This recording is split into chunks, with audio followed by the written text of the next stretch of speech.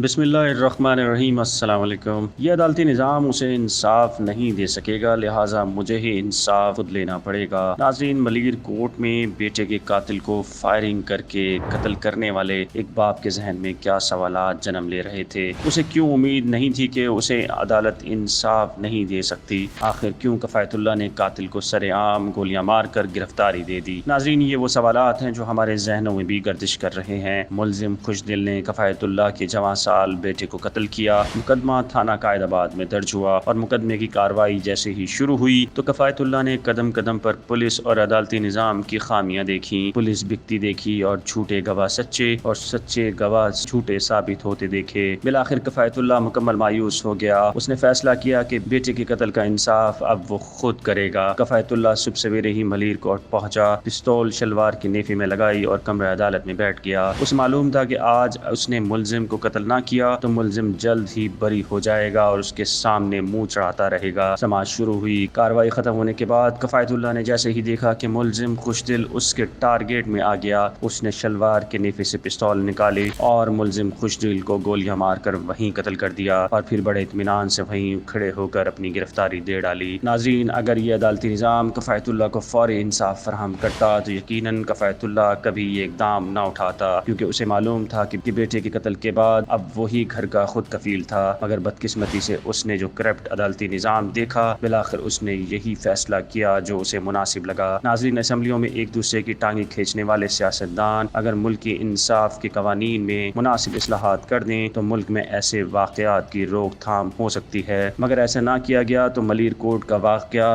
पहला है और ना ही आखिरी। हमारी इस वीडियो को लाइक कर दीजिए, हमारे चैनल को सब्सक्राइब कर दीजिए और साथ ही बेल आइकन को प्रेस कर दीजिए ताकि हमारी कोई भी वीडियो आपसे मिस ना हो। इंशाल्लाह एक नई वीडियो के साथ जल्द हाजिर होंगे। तब तक के लिए खुदा हाफिज़।